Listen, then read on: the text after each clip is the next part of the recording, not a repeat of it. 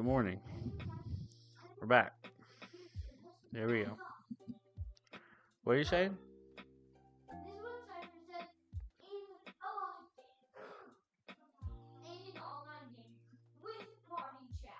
Nice.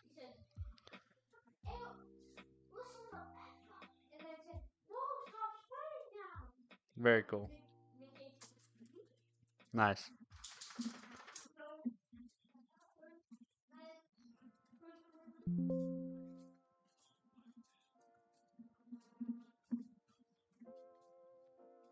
Let's see.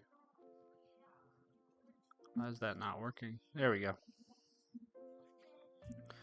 Technical difficulties this morning. Hey, what's up, Butterscotch? How are you, Artwork Studios? Having yourself a good day?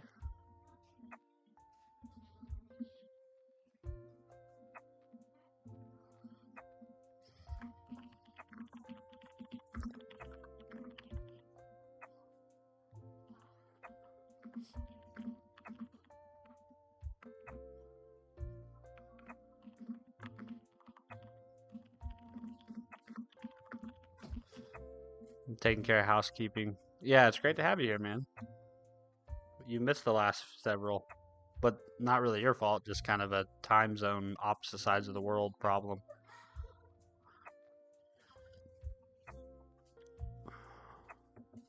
Ooh, Minecraft mod. Nice. What's your mod gonna be?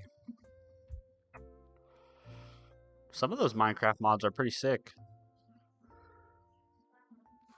There's like an ultra realism one that looks pretty cool.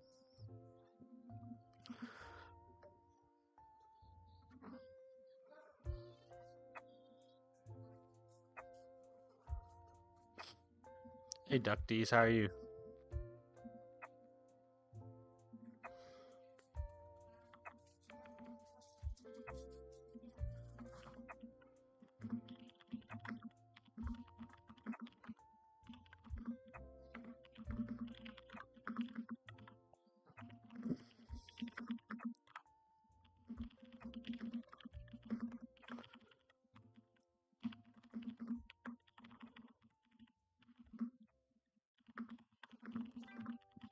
Excuse me.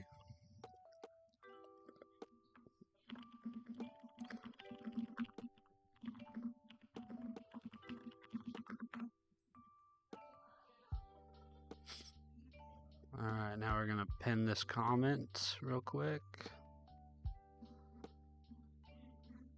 Alright, I think I'm ready to dive in.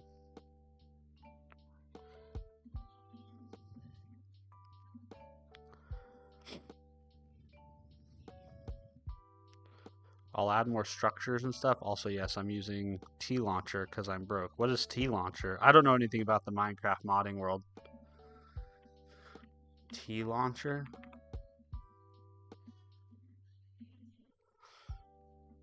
I tried to get my son into building Minecraft mods as a way to teach him how to code, but he was probably just a little bit too young for that. He was like in kindergarten.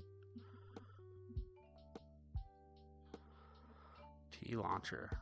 Well, this looks pretty cool.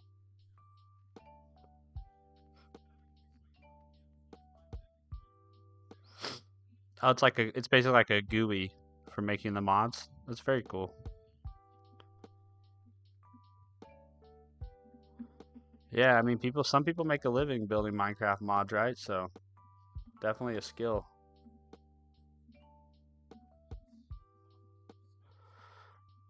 Some people make a living from building Roblox game, which is insane to me. Like, people make tons of money. Or like Cypher PK. I don't know if you guys know who Cypher PK is, but he has a whole studio that's dedicated to building Fortnite mods, I think.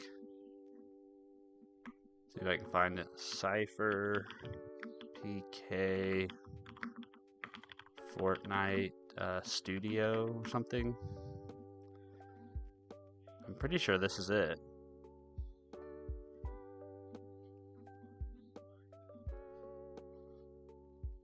Is this it? Yeah, I think this is it. I'm not actually 100% certain. Cypher.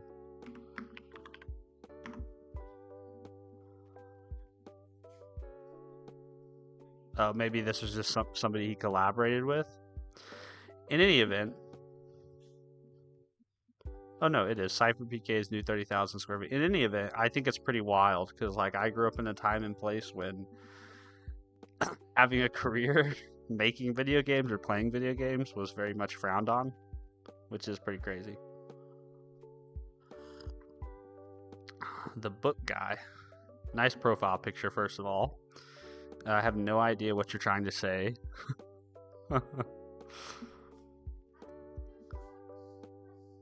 Well, more like a Russian Minecraft launcher. I don't have Minecraft and I don't have the cash to. Oh, interesting. A Russian Minecraft launcher. Interesting.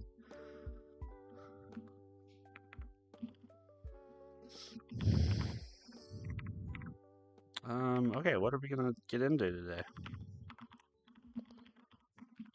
I think I'm just gonna keep working on stream shorts. And I don't know if I should do it in NeoVim or VS Code. I'll start with NeoVim.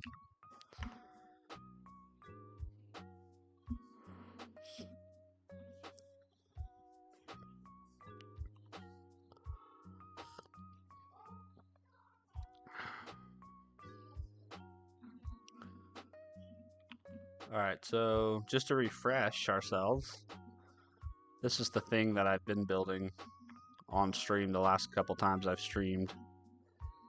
And so that's, I think, what I'm going to keep working on. I have a working example of this. I'm just in the process of actually turning it into an actual like proper .NET CLI app. So I'm getting, I've got my logging set up. I'm basically using .NET's existing host model, so I can get access to things like dependency injection, built-in configuration, all that good stuff. So what I'm doing at this point is I'm basically taking this code that we wrote the last couple streams that's more like a POC, and I'm just refactoring it into separate classes and adding tests and all that good stuff.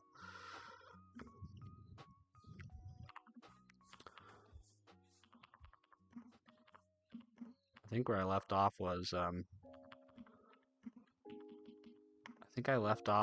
yeah, I was building the audio extractor. And I pretty much have this finished.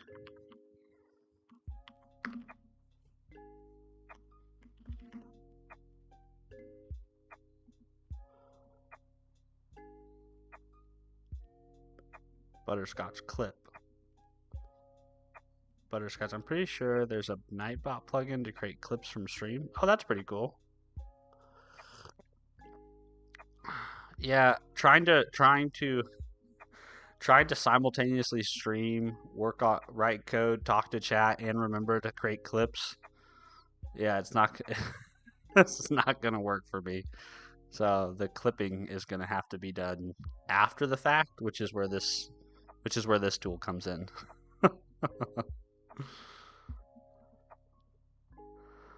Love 350. I'm in France right now, heading to the airport to get on a plane to Romania. Oh, nice. What took you to France?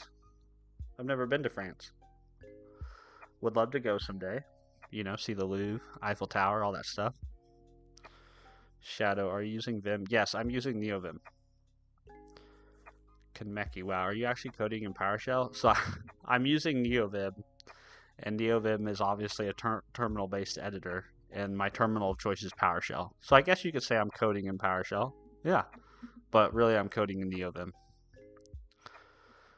You wouldn't believe how many people like to comment on that whenever I stream. They always comment on the fact that I'm developing on Windows machine, that I'm using PowerShell, and that I'm writing NeoVim in PowerShell.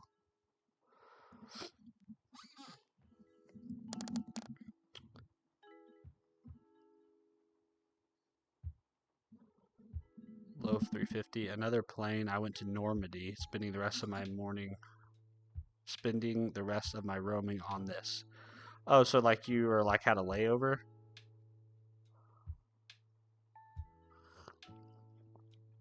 Or was this like some sort of planned vacation? Shadow, I'm using VS Code. How do I switch to Vim or NeoVim?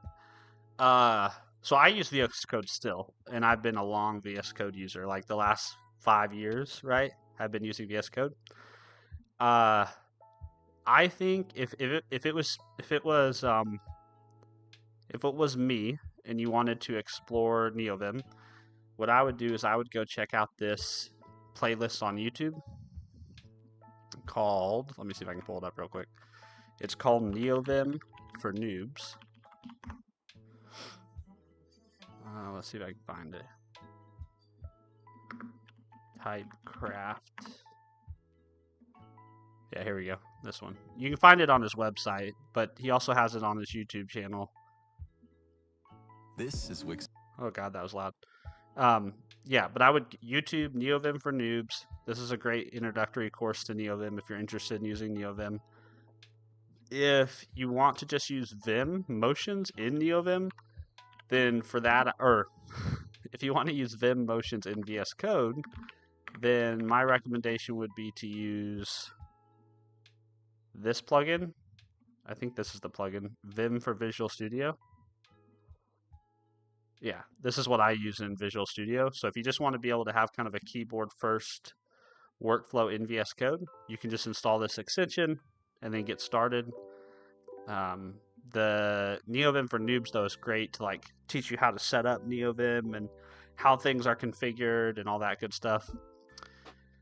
And then if you ever want to practice Vim motions, the site that I've used the most is called Vim Adventures. So this is a pretty fun kind of interactive game for you to learn how to actually use Vim motions. That'll kind of walk you through the different key bindings. So that's where I would start if it was me, Shadow.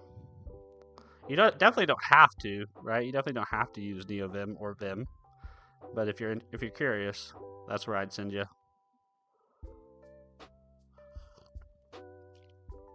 Shadow, like VS Code is slow as F. It can be. Yeah, I think a lot of it depends on the size of your project and what plugins you're using, but for sure, you can definitely have one common thing you get used to if you're using VS Code is you get used to having to reload the window every so often.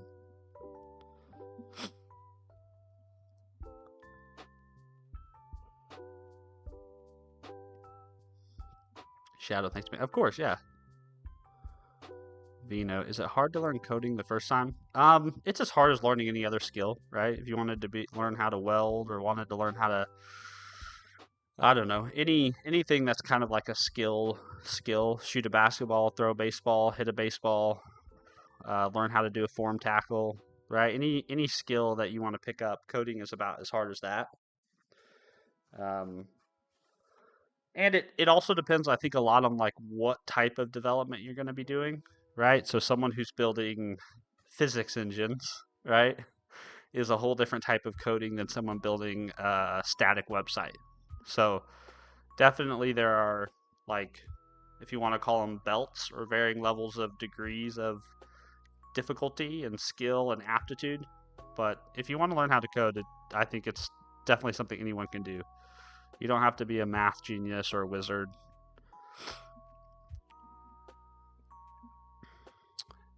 Yeah, Loaf, have a good safe flight, man. Have fun getting through security.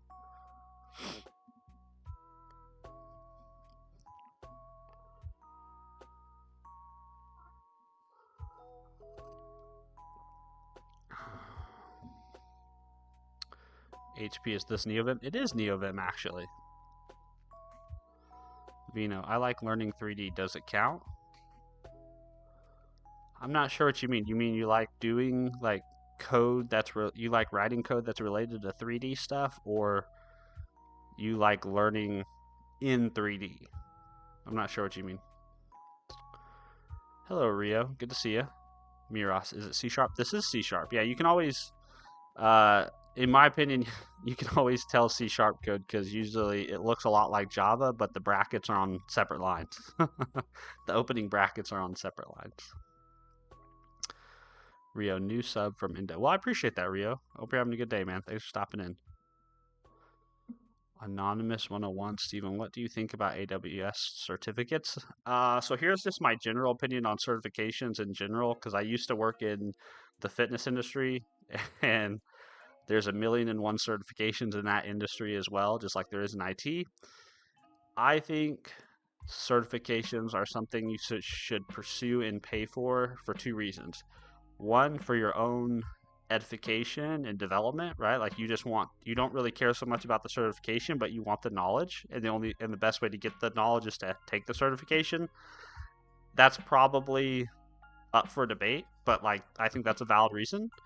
The other valid case is if it's required for a job, right? If it's an actual requirement or part of some credentialing process, then certificates make case. I don't have any AWS certificates, so I can't speak to like the specifics of those.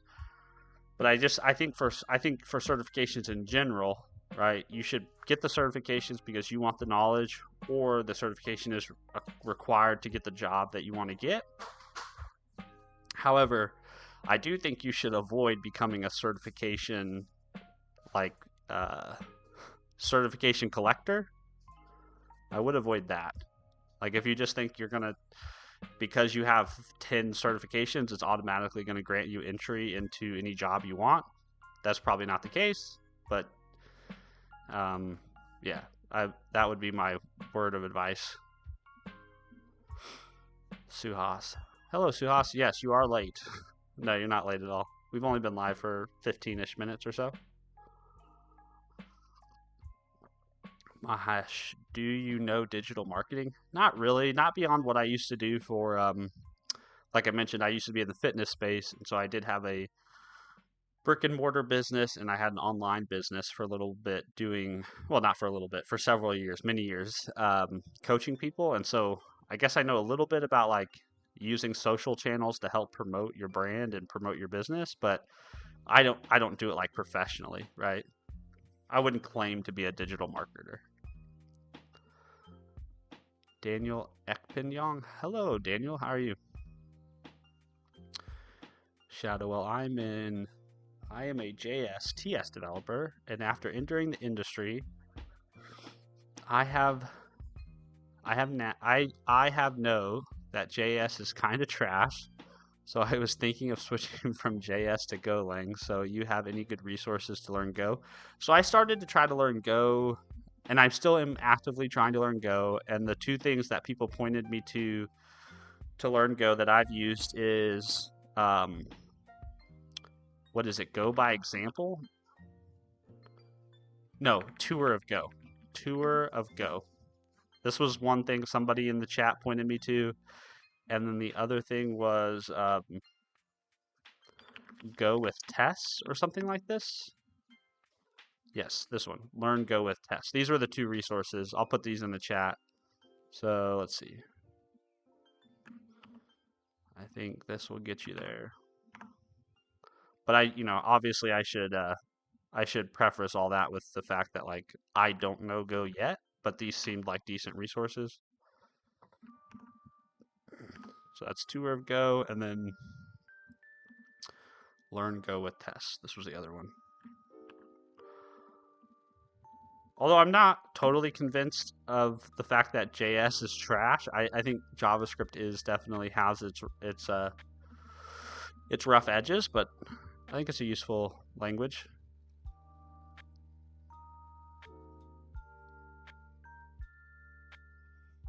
Suhas, 85 people. Oh yeah, we do. We have a few people here, don't we? That's good. How are you all doing? Happy Saturday. Vino, can I consult on your Discord? I really need to know more about coding because this is the first time I go to college and take computer science. Yeah, man, join the Discord. You're more than welcome to hang out in there. There seems to be a pretty good group of smart people in there that are always willing to talk about code related stuff. There's a coding channel in there that I'm sure you can hang out in.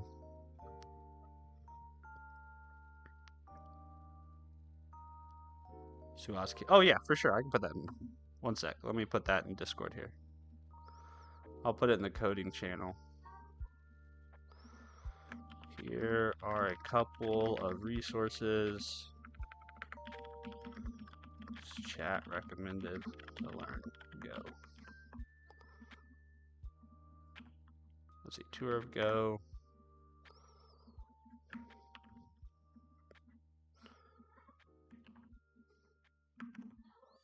What was the other one? Learn Go with Tess.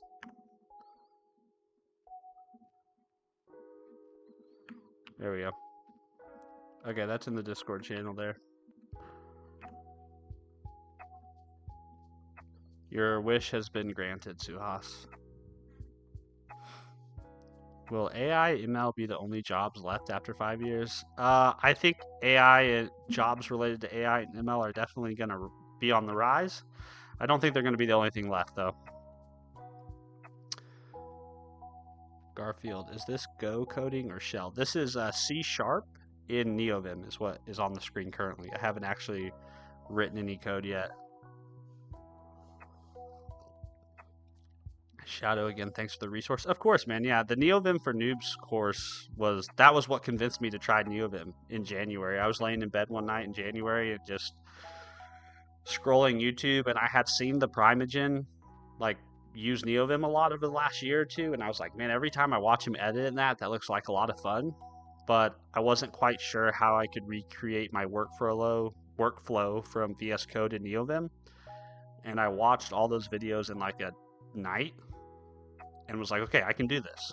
And so that's what convinced me to take the plunge.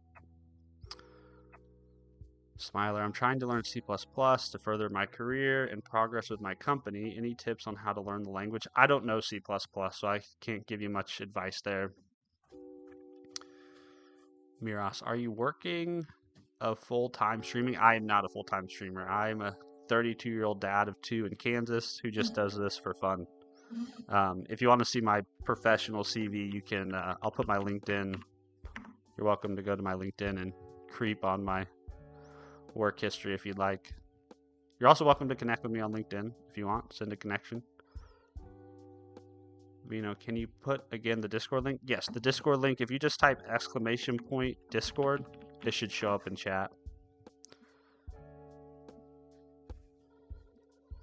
What's up, Simon?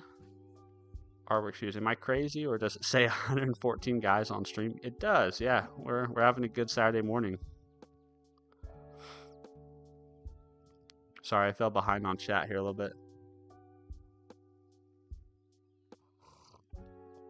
Creation Llama, what we coding? Creation Llama, we are not. I have not written a line of code yet, but this is what we're going to work on today. This is the little application that we're working on. It's basically, it's going to take live streams. It's going to use a little bit of AI magic, and it's going to help me figure out if I can cut some short videos from my longer format streams. Suha, cybersecurity is not going to be influenced by AI. I don't know about that. I would say all areas of technology are going to be influenced by AI, right? And I think AI has an interesting cybersecurity component to it because it introduces a whole new, what do you want to call it? A whole new vector, right? To think about in terms of protecting your applications and your infrastructure when you start introducing AI components. Butterscotch, do you know if you type NeoVim in terminal and don't do anything, it will haunt you in your dreams?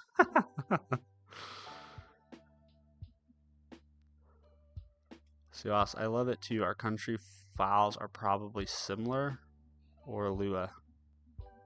Garfield Westeros. Isn't NeoVim like Nano, a text editor, really unproductive? It can be, you know, I mean, I've enjoyed it. I found myself being able to be productive in it. I think a lot of being productive has a lot to do with making sure that you make NeoVim fit your workflow, right? So like one of the things in my workflow that I do a lot is I run a lot of tests and I debug a lot of code, and I also debug my tests. So having a debugger and a test runner set up for NeoVim for me is really important. So I think a large part of it is making sure that however you configure NeoVim, it works for you. Now, if you're a .NET developer, there's definitely an argument to be made that if you're in a big C# project or big .NET project, like let's say I had 80 projects in here, then probably NeoVim is not the right tool for that job. You should probably use Visual Studio. But for small stuff like this, especially for like two project solution, I haven't had any issues with it. It works great for all the different languages I write: Python, TypeScript, JavaScript, C Sharp. Been trying to learn a little bit ago. It's worked for me.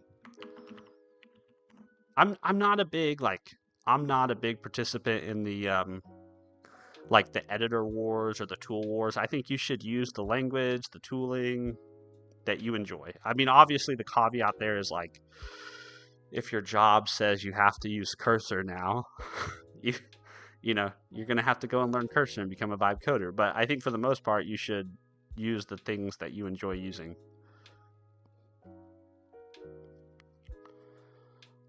Martin, why not work on Linux, or has that to do with the fact you work on C Sharp? No, C Sharp is cross-platform now.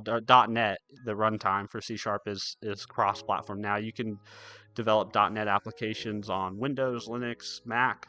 The reason I'm on Windows is primarily just because the whole time that I've been doing software engineering or development, I've been on a Windows machine, and I've enjoyed it.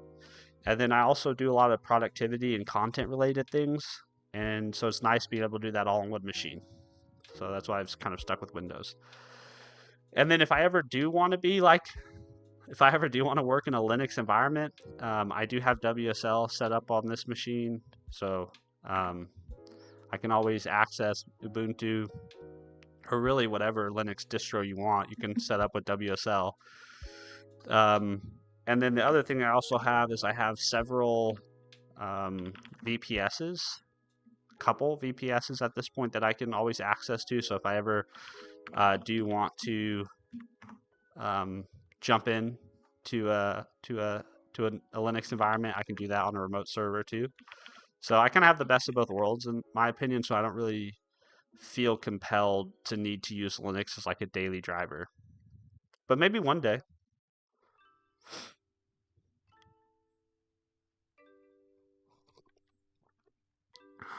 Noob Dragon. Which languages do you know? So I know C Sharp, I know TypeScript, Python. Obviously, I do web development, so I know CSS, HTML, all those things. If you though were to ask me to build something, 9 times out of 10, I'm going to either build it in C Sharp or I'm going to build it in TypeScript. Those are just kind of the languages I prefer at the moment.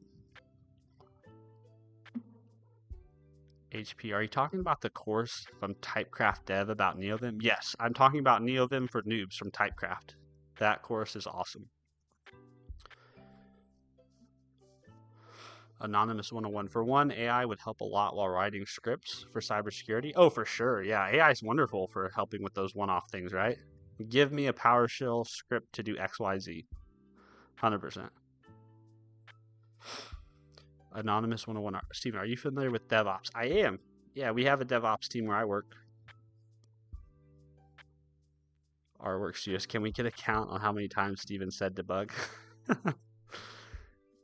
Shadow.net sucks. I completely disagree, Shadow. Modern.net is wonderful. Like it's I can understand that if your only interaction with .net was in the .net framework days when it was tied to Windows, and what was that, C# language version 4 or something, like I totally understand that. But if you haven't used modern.net, like .net 5 and on, or .net 6 and on, yeah, I think you're missing out. If you like TypeScript, you should go give C# a try.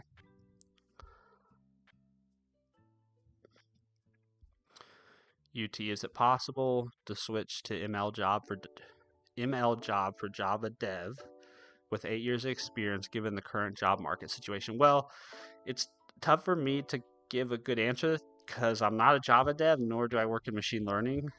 But I do believe it would be possible. I just don't know I don't know how big that skill gap is for you and what time it would take to close it. But yeah, I'm all about, I 100% believe people can change careers and change jobs. It's all just a matter of getting the requisite skill, right? Putting in the reps. Eden, you are a developer C++? No, I do not know C++. Suhas, what about streaming setup where you have a computer and your Windows computer will stream the Linux computer? You could definitely do that. You could definitely do that. It just seems like a lot of work. Seems like more work than it's worth, in my opinion. Patrick said hi. Hello, Patrick. How are you? Lexi, do you work with SQL/Maryland? I've done a little bit of work with SQL. I don't work with SQL every day. And a lot of the times when I work with SQL, it's through some sort of ORM. Writing raw SQL to me is, in terms of if you're building an application, I would much rather use an ORM than write raw SQL myself, but I do know some SQL. Butterscotch Bro wrote his NVim config in Lua, but not mentioned it. Well, I didn't mention that I know Lua because Lua to me it's like I know enough to kind of understand what I'm doing, but a lot of the Lua I've written has been a lot of copy paste, move things around. If someone sat me down and was like, "Hey, write me a script in Lua that, I don't know, that recreates the functionality that I'm building right now," I would have to do a lot of Googling and a lot of chat GPTing.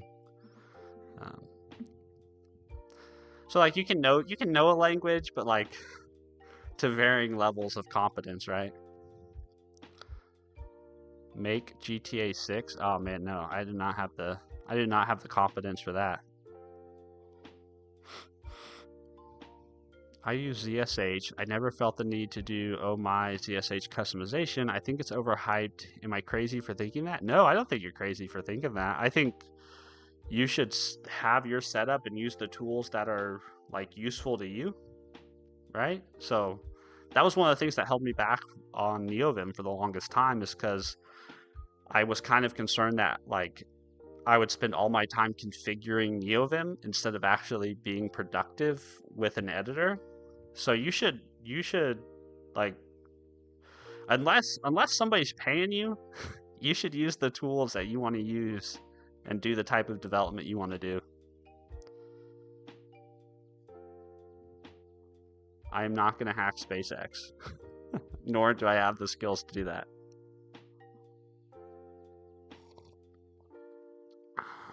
PK3, that means I don't really know Lua. Yeah, exactly. 100%. I totally would acknowledge that. I couldn't, then that's why I say I know Python, but it takes me kind of I don't use Python every day.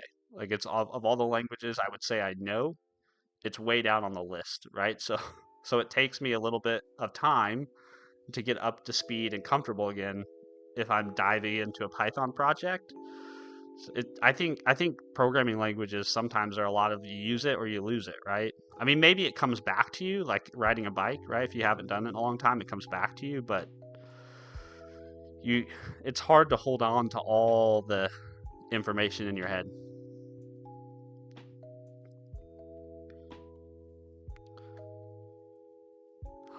It comes pre-installed on Apple laptops? Wow, I didn't know that. Oh My ZSH does, or ZSH comes pre-installed? Because if Oh My ZSH comes pre-installed on Macs, that would be pretty wild.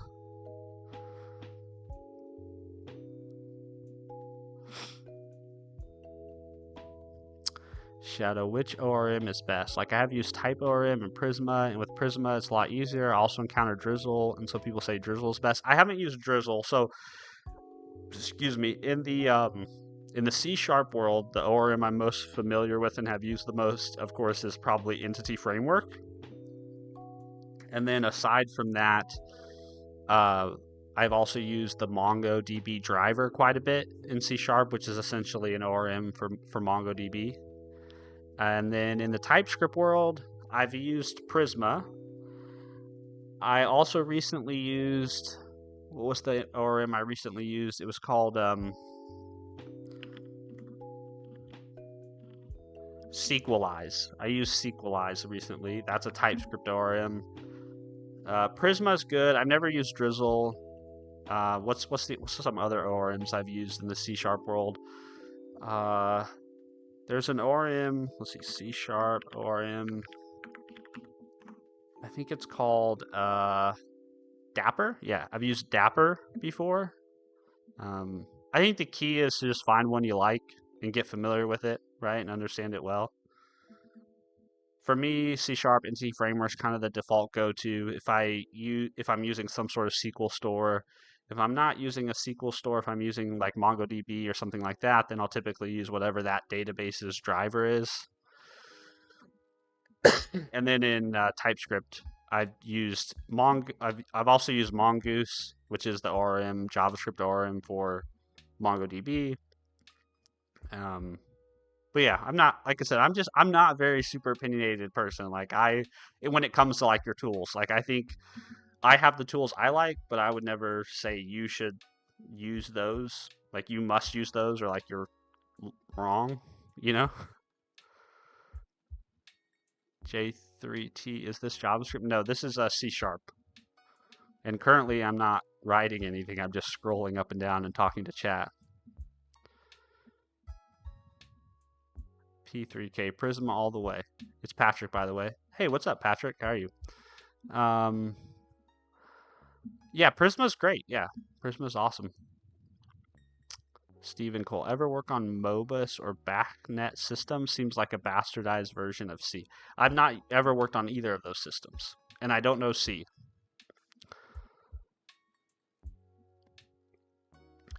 Anonymous 101. May I know how the job is for like a DevOps or a cloud engineer if you're familiar with it? I'm kind of new to this. Of course. So, like with a lot of things in in the tech world, um, a particular job title at one company might mean something different at another. And that may not even be a tech thing. That might just be a career thing. You might talk to somebody who has one title that works for a Fortune 100 company, and then you talk to somebody who has the same title that works for a small business, and their day to day is going to look completely different.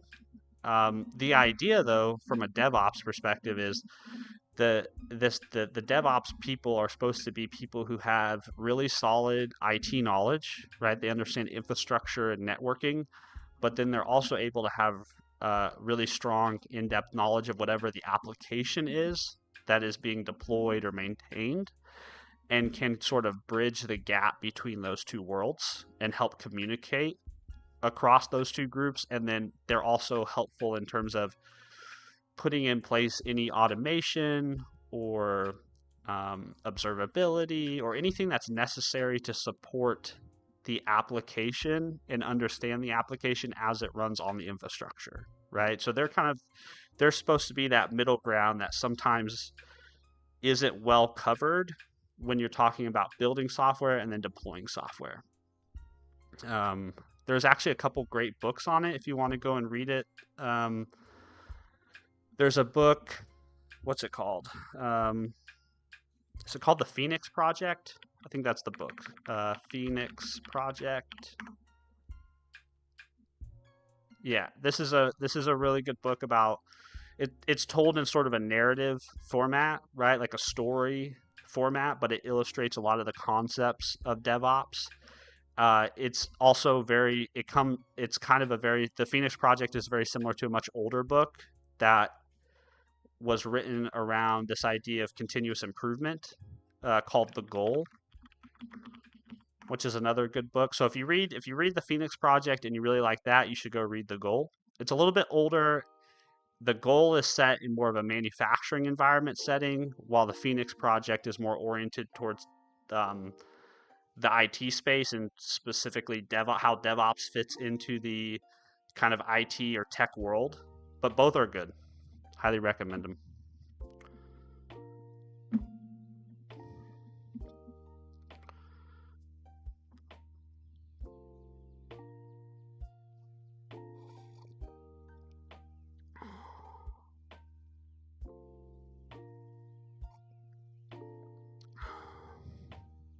Sorry, guys, I fell behind on my chat here. Viscount. Hey person, what are you coding up? I'm trying to build an application that'll make my life a little bit easier to help me produce shorts from streams. That's what I'm doing at the moment.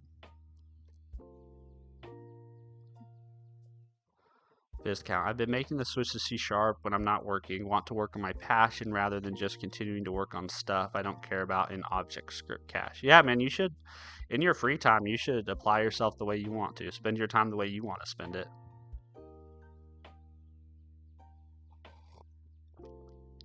Bro, when I was in college, I tried to learn Python, and my mind blown. It was so hard. Yeah, I think most people would say Python is one of the easier languages to learn, but I mean, coding can be difficult to learn at first. Stephen Cole, building service programming, easy money. I don't know what you're referring to there, Stephen. Wow, if you really feel like a beginner compared to everyone here. Yeah, I mean, I think we're all beginners to some extent, in something one way or another. Butterscotch, no one knows anything. Yeah, see, that's me and Butterscotch are on the same page there. We're all learning. Is Rob West is posting snippets of my code, I guess, in this chat. Thanks, Robert. I don't know why you're doing that, but appreciate you participating. Steven, how is your setup notes set up in? Oh, are you talking about in Obsidian, Suas? Yeah, my notes is pretty. My note taking system is pretty simplistic in Obsidian. It basically is folders. Let me see. Whoops. I didn't mean to try to launch OBS again. Obsidian, yeah. My approach here is very simplistic. I think I've shown this on stream once before, but basically I just have folders. I don't know if you guys can see that, it's kind of small. I just have folders that group different places, like at a high level, like videos, topics, projects, people, places, ideas, things like that. And then I put markdown files inside the folders and link between them. It's not very sophisticated. I don't have anything like, oh, what's that guy's name? Diego, is it Diego? Obsidian, what's his name? Yeah, Diego Forte. Yeah, nothing like him. Like this guy, he has like a whole like second brain course, I think, around Obsidian. So definitely not that sophisticated.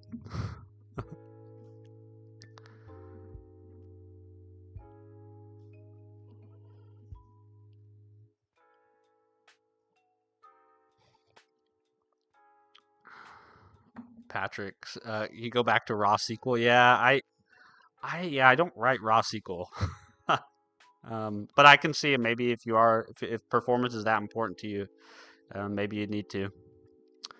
Slappy Bacon, I'm new here. Do you ever do code reviews just for fun? Sure. If you want to join my Discord and send something in the coding channel and have us take a look at it, I'll do my best. I haven't done one in a while, probably 2 or 3 months, but yeah, I'd be happy to take a look at it. Rob West. I don't know what Rob is doing, but I mean, at least he's here and he's not being a huge troll.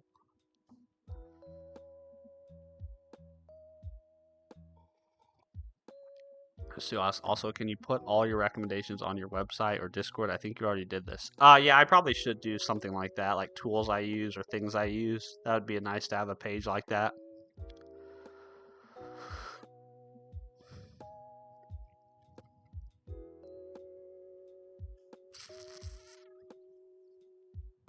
I'm trying to catch up. The chat is moving on me a lot today. Hey, what's up, JP?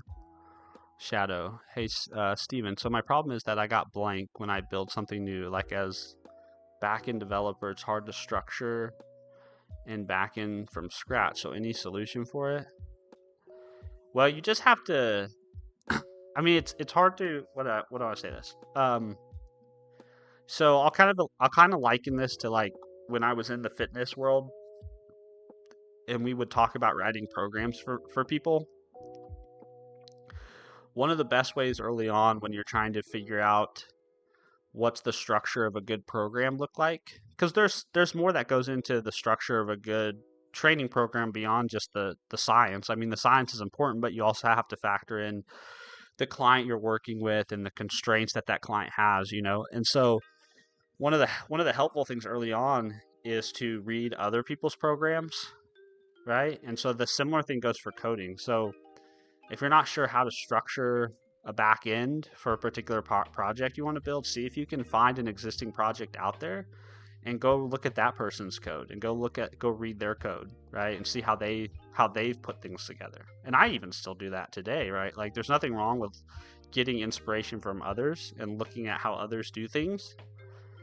And then at some point, Shadow, it does just come down to like, you've got to build it and put it together.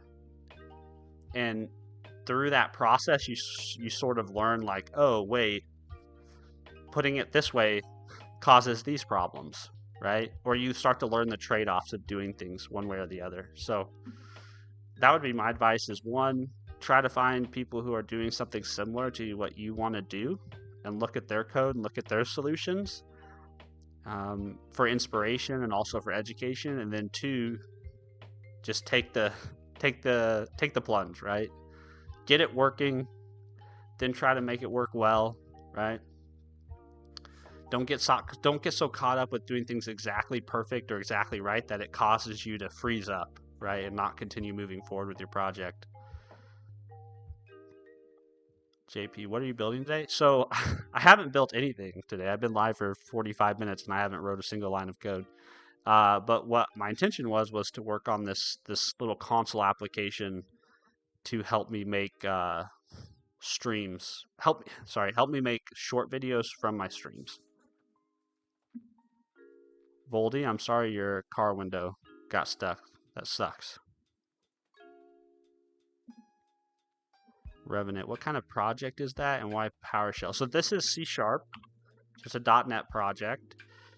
This is roughly what we're trying to accomplish. Let me get my Scala drawing up here. This is roughly what we're trying to accomplish, which I should say we're trying to accomplish. We already accomplished it.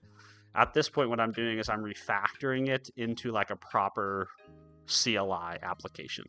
But what it does is it takes a stream, extracts the audio, transcribes the audio. We give the transcription to an LLM who gives us basically a sentiment analysis back of clips from the video that might make for good shorts, and then we extract those clips from the long stream. Suhas, there will be a point where you cannot catch up with the chat. Wait until you get popular enough. Yeah, well, I guess I'm kind of running into this problem of like, do I just lock in and start coding and ignore chat? But then that kind of defeats the purpose of streaming. So I'm trying to give priority to chat over writing code. Butterscotch, just use the MVC architecture for structuring backend code. Shadow, thanks for giving me a wonderful tip. Yeah, what Butterscotch said there is good too. Good advice too. Find an existing architecture, existing pattern like model view controller or MVVM, right? Model view model, and try to implement that, right? And maybe look up a few different architectures and approach. Maybe even take one project and approach it with multiple architectures in mind, right? And so you can start to see like why you would use MVC in one case and why maybe you wouldn't in another. And you can sort of get a feel for these things.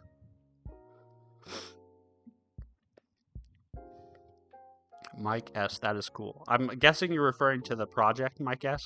And you're right, it is cool because it's going to save me some time. Voldy, oh, so you're making an AI slop generator? Cool. No, it's not an AI slop generator. So, well, I mean, I guess it depends on what you think of my content, right? So if you think my content is slop, then yes, Voldy, that is an accurate description. But basically what I do right now is when I stream, I'll stream for a couple hours. And chat, obviously, is great because they ask me questions and I go on rambling and I say some things. And some of those things, I think, are said well enough that they would make for good short clips. However, my problem is that once the stream ends, I forget what I said and when I said it in a particular stream. And so what I'll usually do is I usually will get my phone and I'll go into the YouTube app and I will find that stream and I'll click on, there's a button in the YouTube app called Remix. And so I'll sit there and I'll try to scan through an hour or 2 hour long stream and try to clip out the parts that I want to turn into a clip.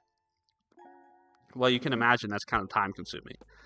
So that's the activity I'm trying to somewhat automate, where I can basically have the AI create these clips as like candidates. Like, here's maybe some things that you could possibly post as shorts. Doesn't mean they're all going to become shorts. Like, I'm not just going to automatically post all of these clips, but at least it helps reduce the amount of time that I spend searching for them. That's the idea. Suhas, what do you think about a second brain? I think a second brain is chef's kiss. Like, you should. Life is a lot of times too complicated and too complex these days. You're balancing a lot of priorities, especially as you get older. Like, you have a family, your kids have activities, you have a job, your job has activities, responsibilities, deadlines, projects, due dates, all these things, right? And not only that, maybe you're trying to learn something, a new skill, or you're trying, again, like a lot of demands. And so to try to rely on your brain to remember it all, I think is a bad strategy. So you should leverage things like a calendar, and you should have a note-taking system, and you should invest in having some sort of system to organize and manage both your professional and your personal life. So 100% agree with the idea of having a second brain. But I'm not very opinionated on what that should look like. SD, are you trying to draw a spider web? No, I'm not trying to draw a spider web. Voldy, I meant slop as in like some clipping AI bot. Yeah, I mean it kind of is. It's not completely automated, right? It's more of, to me, this is more like a shorts editor. This is more like, if if I had enough money and I could afford to have a, if I don't know if you guys are familiar with Tim the Tap Man, but if I could afford to have my own whips, right? Who like helps me manage my stream and is watching my stream and is like keeping track of clips for me, right? That would be wonderful. Obviously, I'm not in that position, so I'm trying to kind of recreate my own editor, shorts editor, using code, right? And using generative AI. JP, so what criteria for the AI would you use for determining what's interesting or worth posting? So this is the most interesting part, I think, of this project, because right now it's very simplistic. So right now I'm just using a very simple prompt. And let's see, this is the prompt I'm using. I don't think you can see all of it, but basically I'm saying, I need your help to transform my YouTube live stream transcription. Hold on, let me toggle on word wrap so we can see it all. So this is what I'm saying. I'm saying, I need your help to transform my YouTube live stream transcription into engaging YouTube shorts. Act as my content editor and pinpoint all potential candidate segments that are perfect for short form videos. I'm looking for clips that are funny, informative, insightful. And then I give it instructions on how to return those identified segments. But you can imagine, I think, as you're kind of adding, JP, this could get far more intricate, right? We could add additional criteria. We could provide extra context about past shorts that have performed well, right? You could iterate on this prompt and iterate on these instructions quite a bit. But this is kind of my initial take at it at the moment.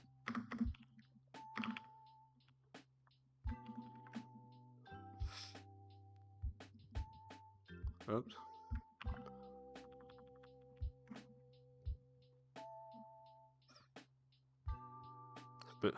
Butterscotch. I don't need second brain. My brain works completely fine. Yeah, I don't know, man. It's too much for me. 2 kids, a wife, a job, trying to make content on the side, trying to build side projects. Like, it's too much for me to keep all in my brain at one time.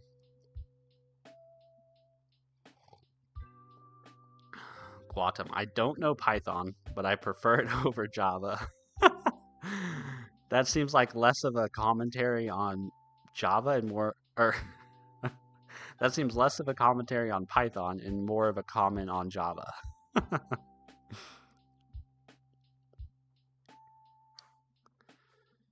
Stephen, important information. What do you think about a shortcut that will store a timestamp inside a text file? Then you can sync it up with your stream to find potential shorts.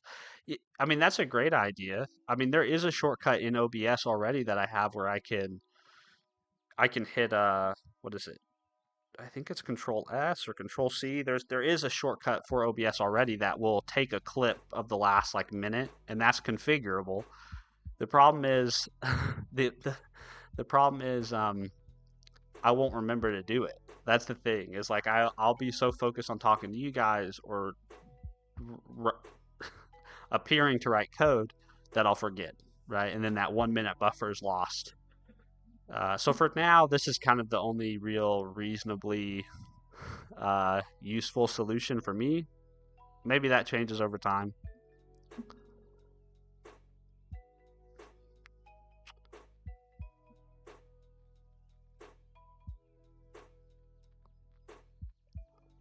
Suhas, I think whatever you're trying to share might be getting blocked by YouTube, so maybe post it in Discord.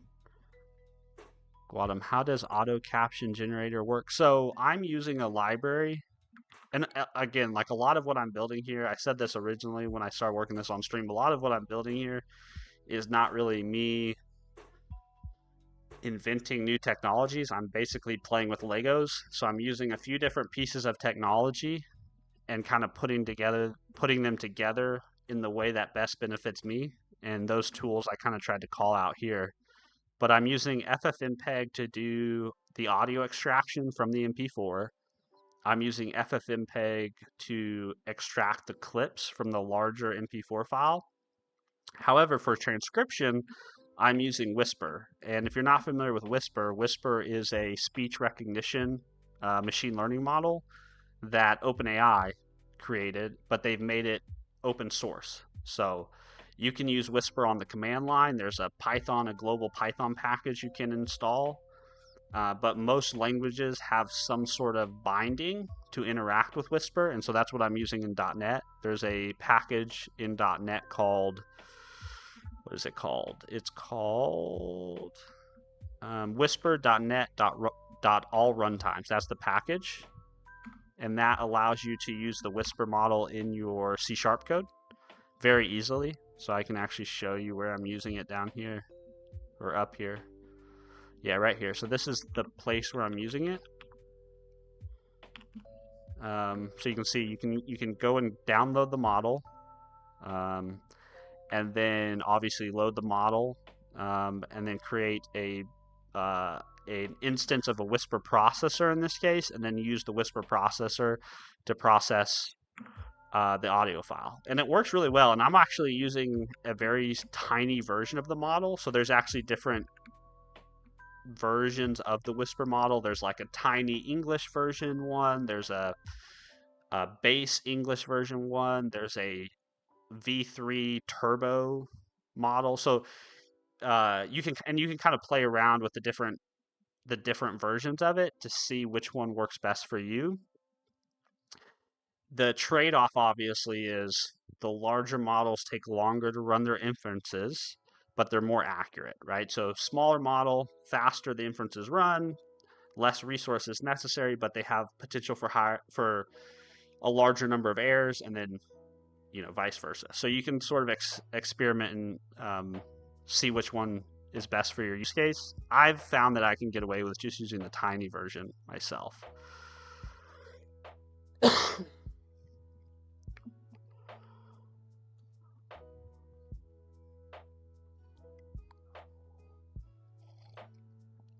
Shadow, hello Simon. Which AI tool is better for coding? Like I normally use GPT and Claude. So the models that I use the most right now is I use I pay for Copilot, right? So I use Copilot's tab completions quite a bit, and I'm pretty sure the model that's powering the tab completion is O4 Mini. or o4, I think, from OpenAI, GPT. But aside from that, I use Claude 4 in Copilot's chat app quite a bit. And then I use Gemini 2.5, Flash or Pro, depending on what I'm doing. And those are pretty useful. I'm not like I don't use Cursor. I use agent mode in VS Code sometimes for documentation. But my biggest use cases of AI from a coding perspective is tab completing, or I will have an idea to do something, but I'm not exactly sure how I would implement it. So then I will go over to Gemini or Copilot and I will just say, like, here's the idea, here's the tech stack. How would you go about implementing it? Right. So I kind of use it almost like as a pair programmer or like a coworker, right? Like another developer that I can sort of talk to and bounce ideas off of. Those are my biggest use cases right now. I'm not doing much from an agentic standpoint where I'm like prompting Cursor to build me a full stack app and then prompting it again to implement new features.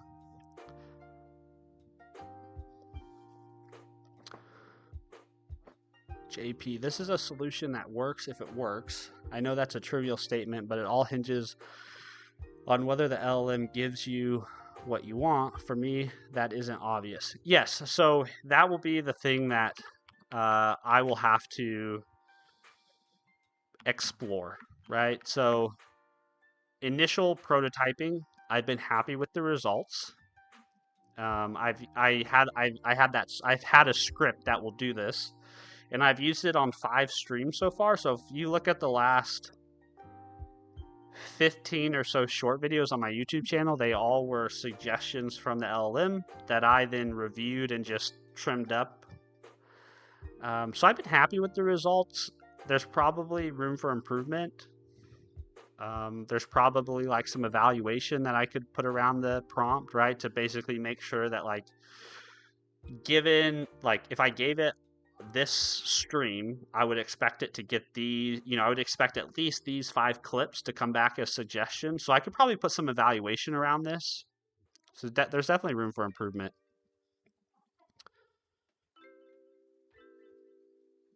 JP, how about giving us a command where we can say interesting or worth posting and then train a model on this data, basically using us as label markers? That would be really cool. Currently, I guess beyond what I know how to do at the moment, in terms of like fine tuning a model, that's not something I've never done it. I'm reading a book right now that's trying to help me understand how to do that, but at this moment, I'm trying to build a solution that just solves the existing problem I have, and maybe we iterate on it from there. Bpool Raw. Hello, Bpool. How are you? Yo, Steven, what's your favorite type of soup? I'm not a big soup guy, Mark, honestly. I guess if I had to pick, if I could only eat soup, probably baked potato.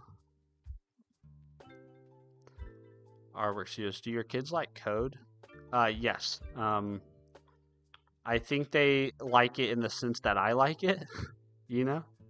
But they don't write it or know it at this point, right? They just know, oh yeah, like my dad does code related stuff on YouTube. But maybe in the future we'll get them to learn how to actually write some code.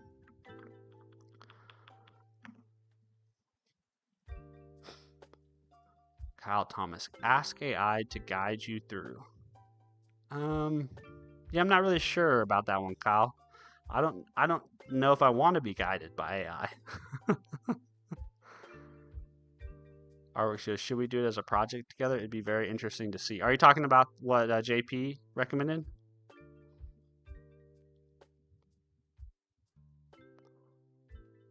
L. Belcher. Nobody makes anything cool anymore. They just make LLM and Hot Chip. I don't know what Hot Chip is. And making an LLM is not something everyone does. Actually, like, making LLMs is something like 5 companies in the world do. Butterscotch. Lines change 0, lines added 0. Yeah. Yes, we have written no code today. But let's try to write some. What do you say? Shadow, usually I don't watch stream, but in the first time in life, I kind of like this type of stream. Oh, well, I appreciate that, man. Hopefully it's somewhat engaging. JP, don't let us distract you. Coding is engaging content. Or yeah, the worth posting. Yeah, well, that's I like the idea. Like at the very least, maybe we could have the command and somehow start collecting the data, and then whenever I figure out how to actually use the data, we could use it. So, yeah, at some point maybe I spend some time thinking about that. Okay, so let's talk about code for a second here. So this class that I built here, this audio extractor, I have some tests set up for this audio extractor. However, in order to complete writing my tests for this audio extractor, you can see I have this. This is the central piece of logic of this. This is the central piece of work that this class is doing. It's basically calling into FFmpeg, giving an input, getting an output. The problem here is what I want to test is I want to test that my method does what I expect it to do when FFmpeg fails to extract the audio, or if FFmpeg throws an exception. However, I don't have control right now over the FFmpeg code, right? Because I'm calling the static class and calling some static methods on that static class. So there's not really a lot I can do to influence what FFmpeg does. So what I need to do in order to make this work is I really need to put some sort of facade around FFmpeg. That way I can mock it and control the behavior, right? So that's what I'm gonna do right now. Is I'm gonna create some sort of like facade for FFmpeg. So let's go to this media directory, and let's add an interface for IFF. Let's see how do they name their stuff? So we'll say IFF impeg service. Everything's a service. IFSmpeg service. And then let's do FFmpeg service.cs. And the whole reason why in C#, so if you're not familiar with C#, the whole reason why we use interfaces or we program against interfaces is obviously you want to have a contract that you're coding against that somebody can depend on, right? If they depend on the interface, they don't have to necessarily care about the class that implements that interface, so they can swap implementations in and out and not have to be concerned about the compatibility. But the other thing that interfaces do from a testing perspective is interfaces give us the ability to then mock those interfaces, right? So we can use things like dependency injection to have a mock instance of an interface, and then that gives us control when we're testing other classes. So let's add namespace stream shorts dot library dot media. We're gonna have a public. Actually, this can be internal. This doesn't actually need to ever be exposed from this library. So we'll do. Well, let's make it public, and then we can make it internal if we decide otherwise. So say IFFmpeg service, and then we'll implement a class. That's complaining because it's empty at the moment. And then we'll do another one here. We'll say namespace. Thank you, Copilot. Public class FFmpeg service.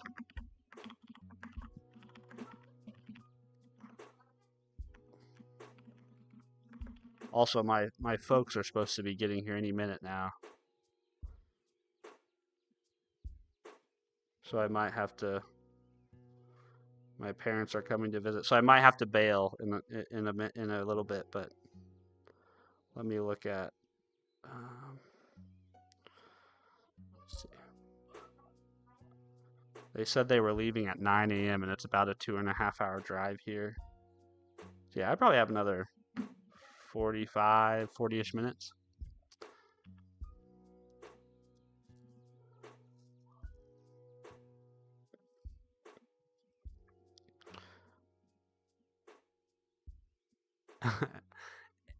Elette Hawk, who are you and what are you selling? My name is Steven. I make YouTube content, and I'm not selling anything. Caribbean, you stream on Twitch? I do not stream on Twitch. I just stream here on YouTube. Trav, did your dad also work for Blizzard? No, my dad did not work for Blizzard. Neither have I. And I know that's in reference to Pirate Software. I personally like Pirate Software. I know a lot of people are kind of ragging on him. But yeah, I personally have always enjoyed Pirate Software's content.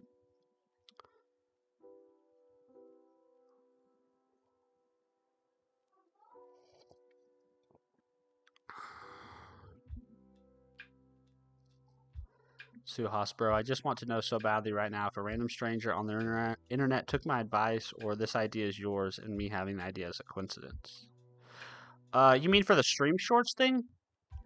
I think I had already streamed me working on the stream shorts thing before you ever posted in Discord.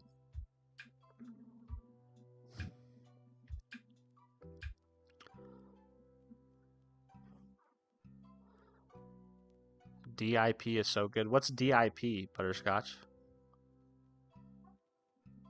Google Tree said hi. Not Google Tree. Google E said hi. Google E. Is this Java? No, this is C#. So, if you believe the tech bros on Twitter, this would be Microsoft's Java. I've never written any Java, so I don't really know how similar C# is to Java. Looking at Java, I definitely see similarities, like reading the two, I see the similarities, but I've never actually built anything with Java. Hunter saying people ragging on Pirate Software are just salty, don't understand how the real world works. Yeah, I don't really I totally understand how some people might find Pirate Software, how they might not fuck with Pirate Software. Like, I get it. Like, there's content creators that there's nothing really wrong with them, inherently wrong with them. They just don't connect with me. Like, a lot of people like Theo.gg, a lot on Twitter, in his YouTube channel. A lot of people like his content. I personally don't enjoy it. I don't enjoy him as a content creator. Maybe he's a great person in real life. It just doesn't land with me. So I understand how people can take issue with a personality, right? But I don't know. The people who are spending all their time making tons and tons of content, just basically they're making content that tears down Pirate Software and his content. That doesn't seem productive to me. It's like, if you don't like Pirate Software, you don't like his brand or his channel or whatever, in my opinion, you should just move on with your life, right? Go find someone else to interact with or engage with. I don't understand the need to try to tear other people down myself. But then again, I'm a 32-year-old dad of 2 in Kansas, so maybe I'm just not hip with it. All right, so what the FFmpeg service needs to do is it basically just needs to wrap this code, right? That's what this is. It's a facade. So we are going to take in, what are we going to take in? I think we should take in these streams. Yeah, we should take in these streams, and let's call this I don't know, process. No, let's call it what it does, right? Let's say it's going to return, whoops. Is that right? Let's see. Extracts audio from stream, returns it as a stream, the video to extract. No, that's not what I want. That's not right. The method name is good, but the signature is all wrong. So this should be a bool, and then this should be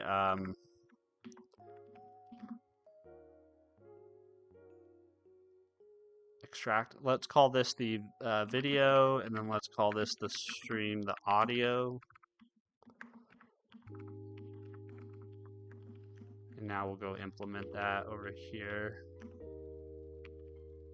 And it should be fairly easy to implement because we're just going to copy and paste some code.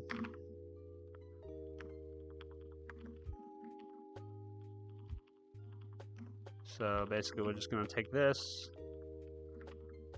and we're going to put that over here.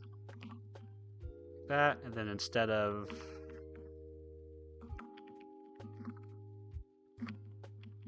we need some using statements. Let's see, we need several using statements here. Let's see, using that. Why is this complaining? Oh, we need to mark this async.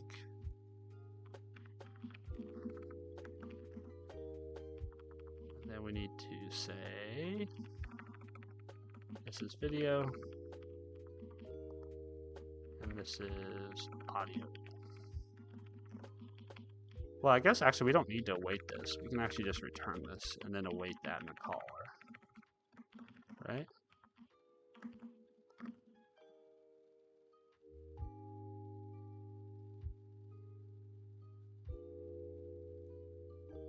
Oh, I guess we can't.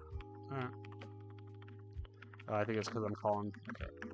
So now we should be able to go to our audio extractor.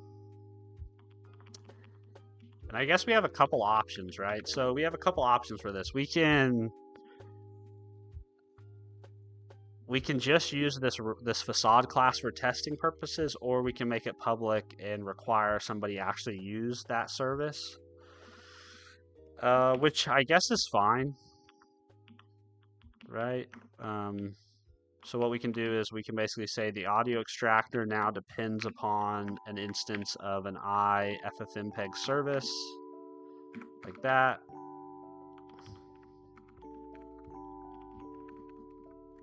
Man, these songs that are getting generated are a little harsh. Also, I'm going to turn down my audio a little bit.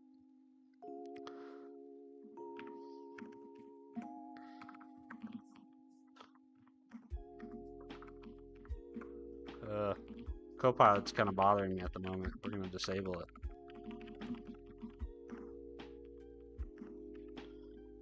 It's a private read-only IFFmpeg service. This is going to be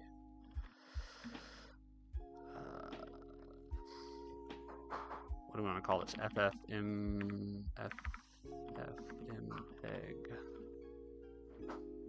service.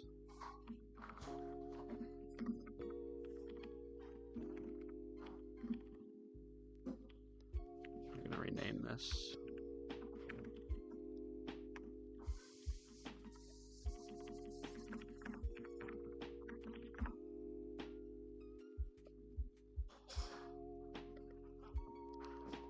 Hold on, I missed a lot of chat here. Hold on, let me go back.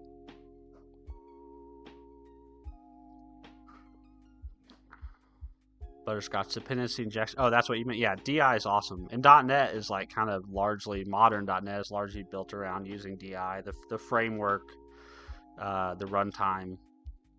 Well, I guess should I say runtime? The framework really supports it a lot, right? If you're using any, if you're building anything with the default hosting model in .NET, you're sort of, DI is the way to go. To be honest, I don't get YouTuber controversy as it's way too avoidable. Yeah, I think it's a whole economy, right? Around YouTube, people making content about other people.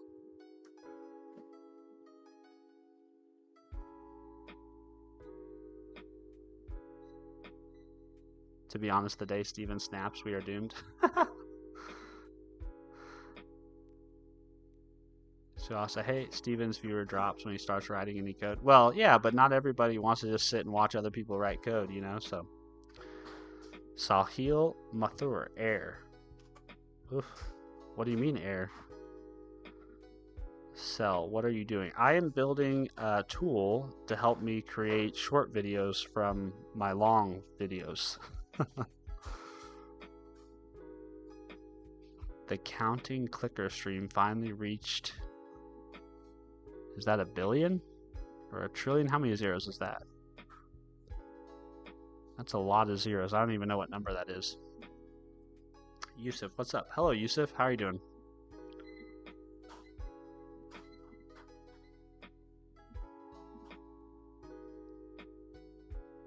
Yusuf, there is a plugin for Copilot. Are you talking about for NeoVim? Because that's what I use. I use the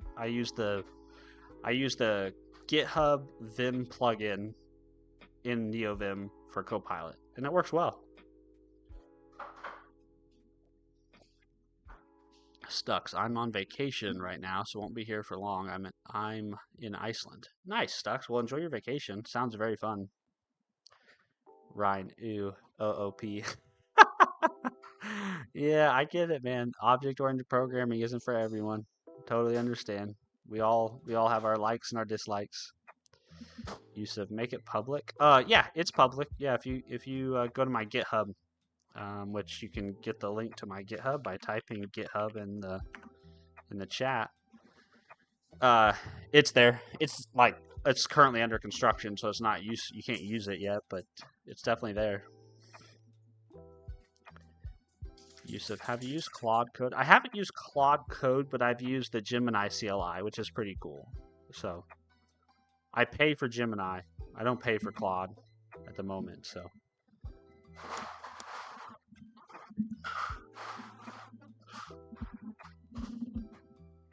Suhas, I should use Gemini Code terminal thing. Yeah, the Gemini CLI is very cool. Sorry, Shadow, I meant if you type !GitHub, Nightbot will send the link back at you.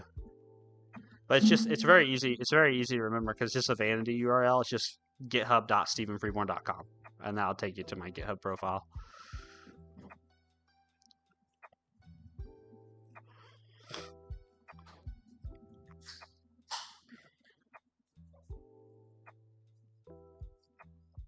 Yusuf, it's not open in Turkey. You can't get to GitHub in Turkey?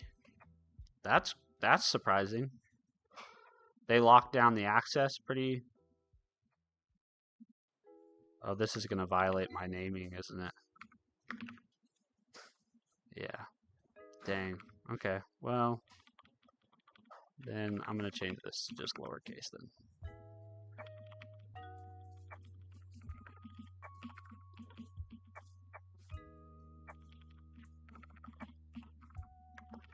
Okay, so the whole benefit of adding this facade class around this is so now I can do this. So now what I can do is I can say ffmpeg service dot extract, and then I can pass in the MP4 stream, and then pass in the MP3 stream, and then I need to await this. Nope, I need to configure, await, false. Okay. So the whole point of that is now when I'm in my unit test, because you're probably like, well, why would you do that? That seemed like a lot of ways. So the whole point of that now is I can come into my unit test, which is, where is it? It's in here. No, it's in the library code. Right? So now I can come in here and I can say, give me a mock of the IFFmpeg service.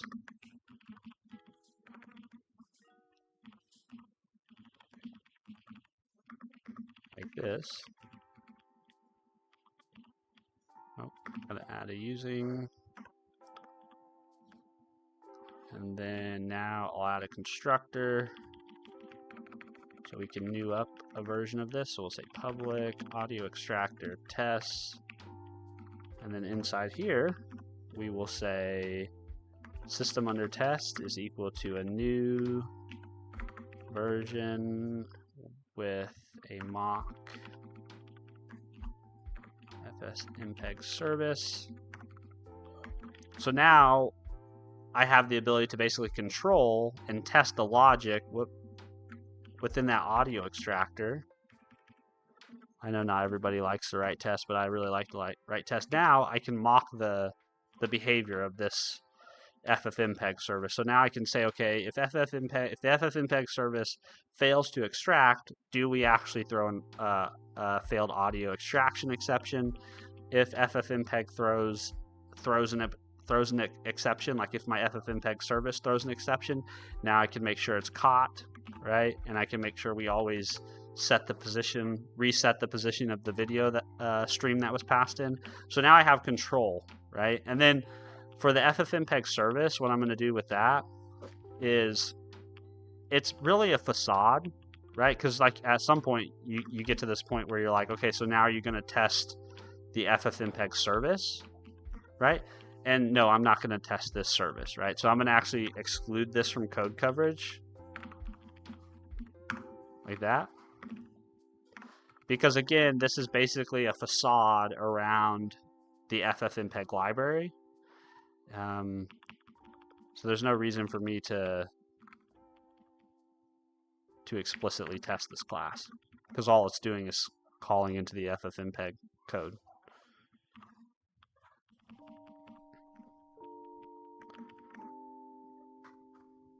All right, cool. So awesome. My mom is asking where you're from. Texas, right? No, I'm from Olathe, Kansas. Which is kind of like too geographically specific. So if you just know where Kansas City is in the United States, that's where I'm from.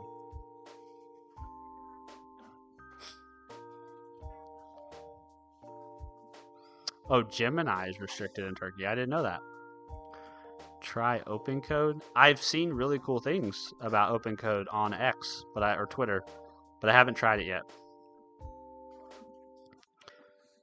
Ryan, OOP achieves the end goal, and if that's the paradigm you want to use, more power to you. But Lord, I despise making changes to OOP code with how far you have to trace changes through the code. That's completely fair, right? When you start getting beyond like 3 levels of inheritance, things get messy, which a lot of times now I hear a lot of people talk about how if you're writing object-oriented code, you should almost always prefer composition over inheritance if you can.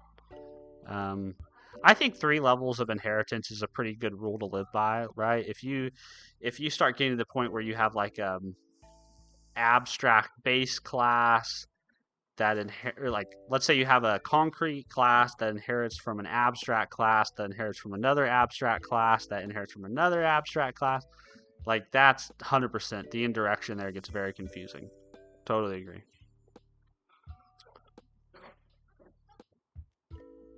Tushar, PowerShell, eh?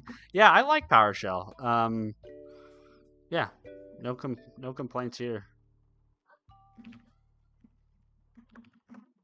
Like I honestly, to be honest though, I know PowerShell in the sense that I use it in a terminal setting. I'm not the best PowerShell script writer, so I don't do a lot of scripting in PowerShell.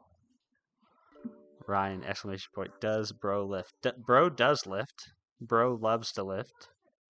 Bro goes gym a lot. Bro has home gym. Like serious home gym. Bro has 100-pound dumbbells in his home gym. So yeah, I do like to lift weights.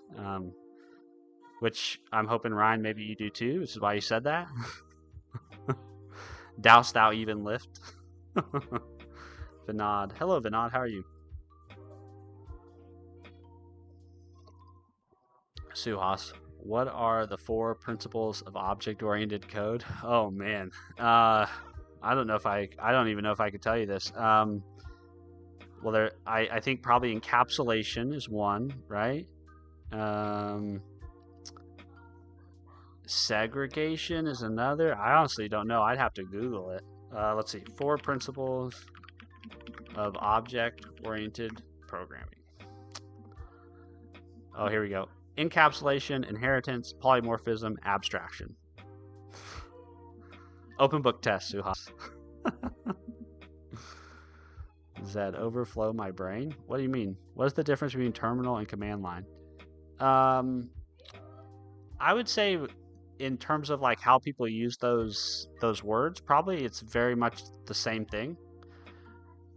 I think command line probably is more generic for like I'm at a prompt, like I'm at the prompt where like the cursor is blinking and I'm asking to be type something in. Terminal maybe people use more to refer to like the program that they're using the command line in, right? But I think like in a vernacular, right, like in just like common tongue, if you were to describe it that way, it just refers to people are doing things in this type of a setting, right, where there's like some something with a blinking cursor that accepts text instructions. I'm sure there's a more technical explanation for it, but that's how I would describe it. Carabine, been wanting to get into the gym, but the motivation factor always becomes the toughest for me. I can never get myself out the door, but once I do, it's usually nice.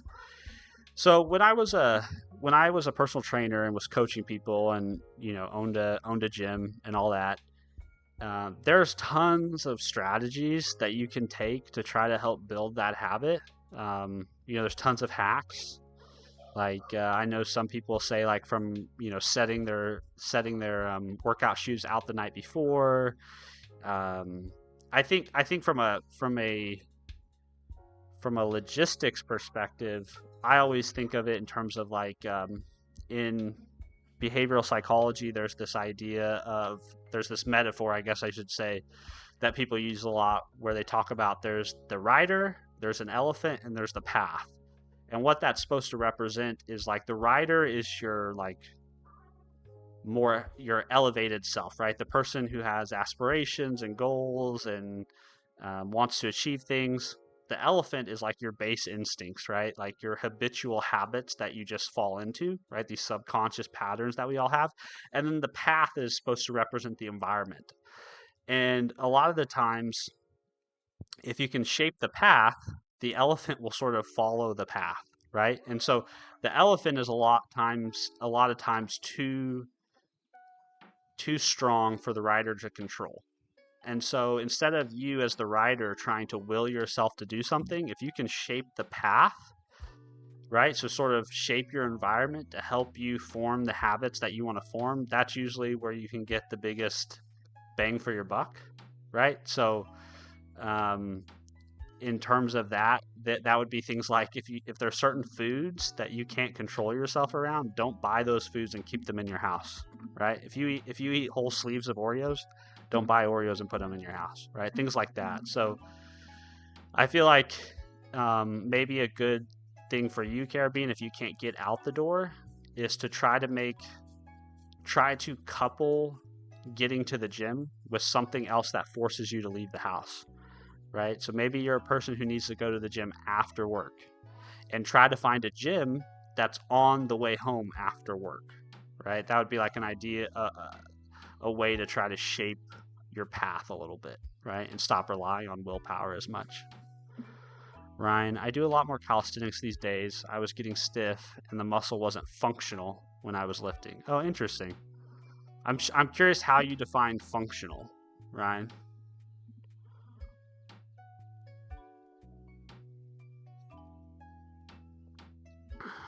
Stephen, you too, object oriented. How do you learn it? Object oriented code, how do you learn it? I think you learn it by writing a lot of it.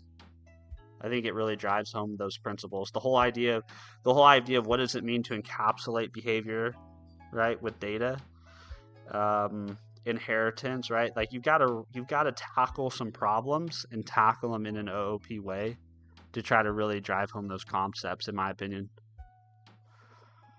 Shadow. Well, for me, coding and terminal look cool. It does look cool. That's like I was saying. Like I spent like a year and a half or 2 years watching the Primeagen every day work in NeoVim, and I was always like, man, that looks way more fun editing in that than editing in Visual Studio or Visual Studio Code.